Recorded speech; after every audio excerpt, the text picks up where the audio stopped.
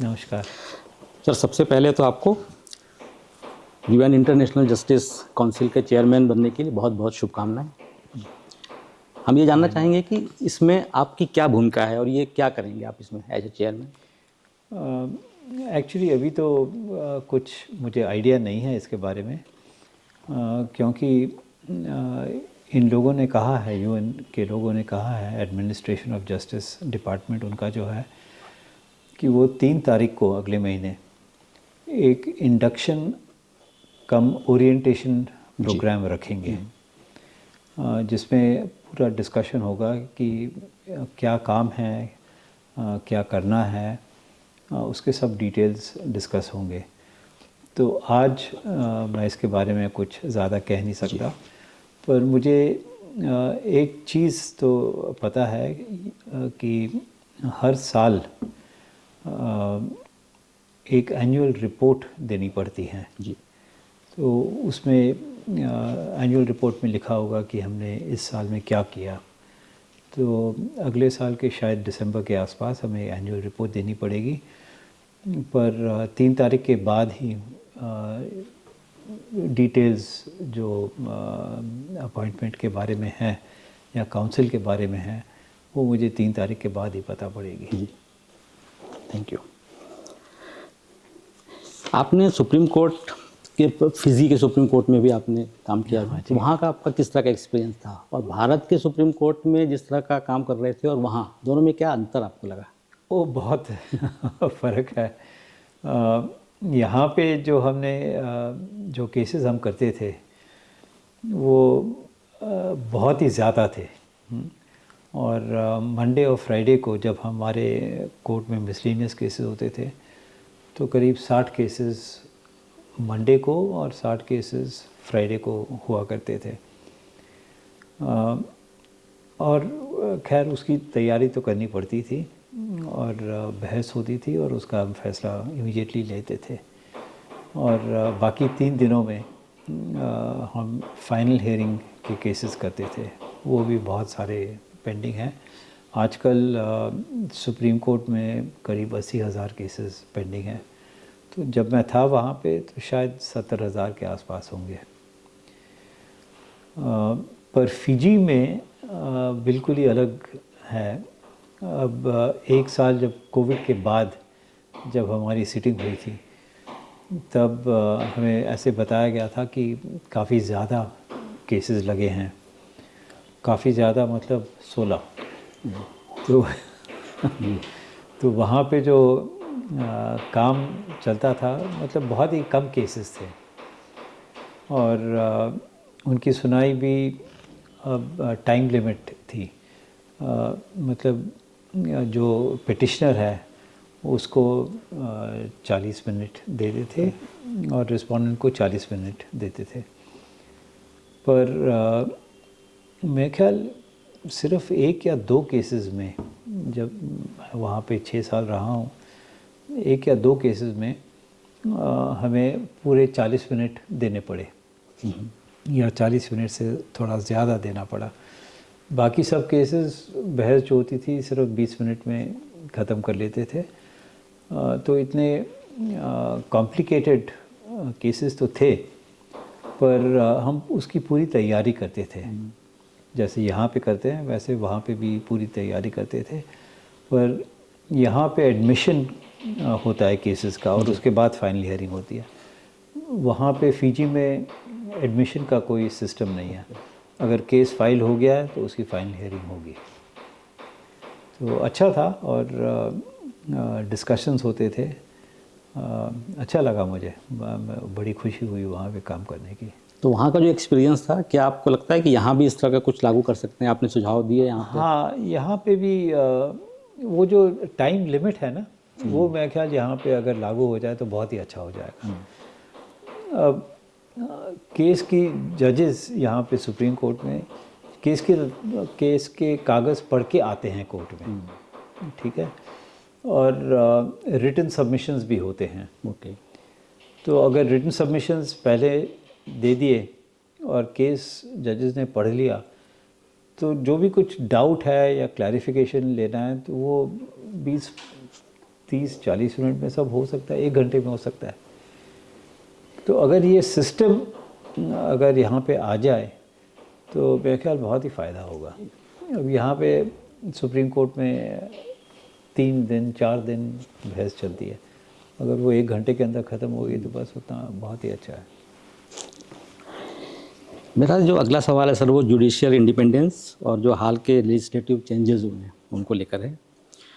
भारत में नया criminal justice और टेलीकॉम लॉज पास हो गए हैं, केंद्र सरकार ने बनाए हैं, और इनसे बहुत सारे कंसर्न हुए हैं, जिसमें कि पुलिस को बहुत ज़्यादा पावर दिए जाने की बात है कि पुलिस पावर आ जाएगी। और दूसरा है जो मास सर्विलेंस का मामला है कि अगर टेलीकॉम पे सरकार का पूरा कब्जा है तो लोगों सरकार का सर्विलेंस आएगा। तो इसमें आपका क्या मानना है कि किस तरह से सरकार करना चाहती है, उसका असर क्या पड़ेगा? इसका सरकार क्या करना चाहती है तो वो तो मैं कह नहीं सकता जी। पर इसका असर ये होगा कि जो हमारी आम जनता है, हमारे फंडामेंटल राइट्स जो संविधान ने दिए हैं वो उसको उस पर रोक लग जाएगी।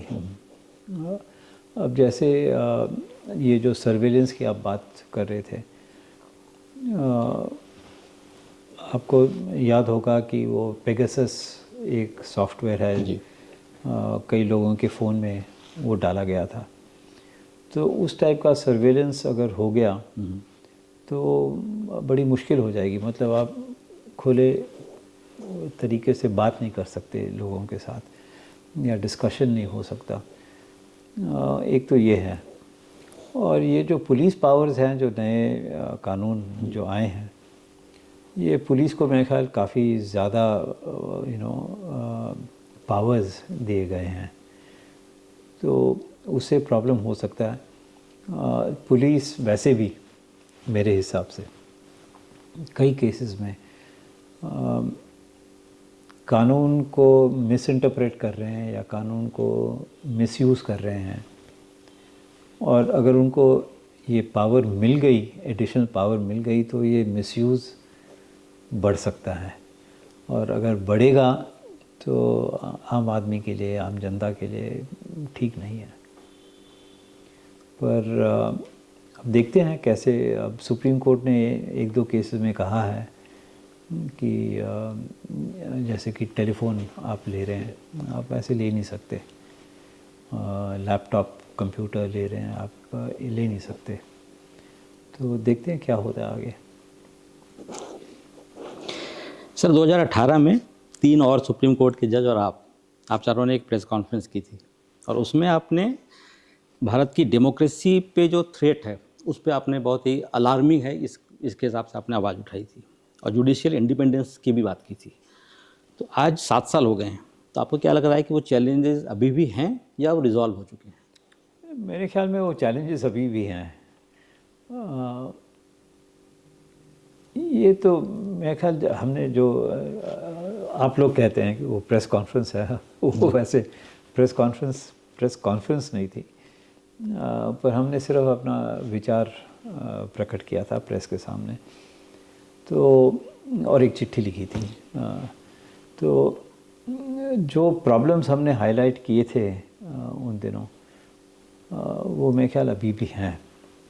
अब जैसे एक है मास्टर ऑफ द रोस्टर करके, मतलब चीफ जस्टिस को पावर है कि एक केस किसी जज को दिया जाए, तो वो प्रॉब्लम मेरे ख्याल अभी तक चल रहा है। कई केसेस ऐसे हैं जो किसी जज को भी दे सकते हैं, पर ये क्योंकि सिर्फ एक ही जज को दिया जाए या एक ही बेंच को दिया जाए, और अगर किसी और बेंच के सामने आ गया तो उसको निकाल के दूसरे बेंच में दे दे। ये मेरे ख्याल इसका ये जो हुआ है ये ठीक नहीं है। तो ये जो प्रॉब्लम्स हमने हाईलाइट किए थे वो अभी भी मौजूद हैं। इंडिपेंडेंस ऑफ जुडिशरी में तो बहुत चर्चा हो रही है। मेरे हिसाब से इंडिपेंडेंस ऑफ जुडिशरी को काफ़ी ख़तरा है। जो अपॉइंटमेंट्स हो रहे हैं या जो अपॉइंटमेंट्स रुके गए हैं, ज़्यादातर जो अपॉइंटमेंट्स रुके गए हैं उनमें थोड़ा प्रॉब्लम है। भारत सरकार उनको अपॉइंट क्यों नहीं कर रहे। उसकी वजह हमें पता नहीं, किसी को पता नहीं, पर फाइलें दफ्तरों में पड़े हुए हैं, अपॉइंटमेंट नहीं हो रही है, किसी को पता नहीं क्यों नहीं हो रही है और कब होगी। ये थोड़ा प्रॉब्लम है। तो एक कोई ऐसा कोई उदाहरण बताएंगे आप? काफ़ी उदाहरण हैं, जैसे अखबारों में आ रहे हैं। एक सौरभ कृपाल का नाम तो आपने सुना होगा। उसकी केस मेरे ख्याल 5 या 6 साल से पेंडिंग है जी। अभी तक पता नहीं उनको क्यों नहीं अपॉइंट किया। अभी हाल ही में दिल्ली हाई कोर्ट के मेरे ख्याल 4 या 5 जजेस के नाम गए थे, उनको अभी तक अपॉइंट नहीं किया, 3-4 महीने हो गए। और जो सुप्रीम कोर्ट ने रेकमेंड किया था उनके बाद वो पहले अपॉइंट हो गए। ऐसा क्यों हो रहा है? तो ये सवाल आते रहते हैं, अब इनका डिस्कशन तो होना ही चाहिए। एक सवाल था सर कि चीफ जस्टिस चंद्रचूड़ ने गणपति पूजा में पीएम मोदी को बुलाया था, और वो बुलाया ही नहीं, उसको बाकायदा उन्होंने पब्लिसिटी भी की, मतलब अलाउ किया कि मीडिया उसको कवर करे। तो इससे उनकी डिग्निटी, मतलब उनकी नहीं लेकिन जिस पद पे वो थे उस वक्त, उस पद की डिग्निटी और उनकी जो इम्पार्शलिटी है उस पर कोई असर पड़ा क्या उनके इस? हाँ, इसके बारे में तो काफ़ी चर्चा हुई है कि उन्होंने ऐसे क्यों बुलाया उनको। अब एक चीज़ है कि अगर चीफ जस्टिस प्रधानमंत्री को किसी फॉर्मल ओकेजन में मिले, कोई फंक्शन हो जैसे, तो ठीक है, वो फंक्शन में जा सकते हैं, इसमें कोई दूसरा ओपिनियन तो हो ही नहीं सकता। कई मीटिंग्स ऐसे भी होती हैं, जैसे लोकपाल की चुनाव, उसमें भी चीफ जस्टिस हैं, उसमें भी प्रधानमंत्री हैं, तो ठीक है, मतलब ये फॉर्मल एंगेजमेंट हो गया, या कोई प्रॉब्लम आ गया तो उसको फॉर्मली डिस्कस करना, वो ठीक है। इनफॉर्मली, अब जैसे किसी की शादी हो गई, किसी जज के बेटे की शादी हो गई, और उन्होंने बेटे या बेटी की शादी हो गई और प्रधानमंत्री को बुलाया उसमें, और चीफ जस्टिस को भी बुलाया, और वो वहाँ पे मिल लिए, तो ठीक है, मतलब पूरी जनता है वहाँ पे, और वहाँ पे कोई फॉर्मल डिस्कशन तो हो ही नहीं सकता, कोई डिस्कशन ही नहीं हो सकता। या किसी के घर में बाय चांस अगर कोई डेथ हो गया या कुछ बीमारी हो गई, तो अगर मिल लिए तो उसमें मेरे ख्याल कोई प्रॉब्लम नहीं है। पर ऐसे जो पर्सनल फंक्शन है, जैसे कि गणपति पूजा हो या बेटे या बेटी का जन्मदिन हो और प्रधानमंत्री को बुलाएं, तो ये मेरे ख्याल ये ठीक नहीं है।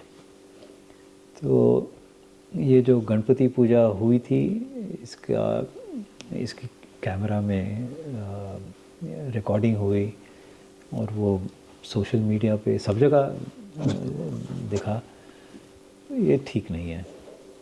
इसी से जुड़ा सवाल था कि इससे जो पूरी जुडिशरी की इंडिपेंडेंस है उस पर किस तरह का प्रेसिडेंट लागू किया इन्होंने, प्रेसिडेंट किया, क्योंकि जो देश भर में अलग अलग जुडिशियल पोस्ट पे लोग बैठे हैं, हाई कोर्ट से लेके लोअर कोर्ट्स तक, क्या उनको एक मैसेज नहीं गया कि हम भी ऐसा कर सकते हैं? हाँ, जाएगा, इस टाइप का मैसेज जाएगा। कोई और, अब किसी और प्रांत में, किसी और स्टेट में कोई पूजा हो गई, तो वो कहेंगे कि हम चीफ मिनिस्टर को बुलाते हैं घर में, या गवर्नर को बुलाते हैं घर में, तो ये मैसेज ठीक नहीं है। अब यहाँ पे हर महीने कोई ना कोई तो त्यौहार होता है, तो दिवाली के लिए आपने कहा कि चलिए आइए, लक्ष्मी पूजा के लिए आइए, दशहरा के लिए चलो हम कुछ और पूजा कर रहे हैं उसके लिए आइए, या किसी और, तो अगर ऐसे होने लगे तो प्रॉब्लम हो जाएगा लॉन्ग रन में।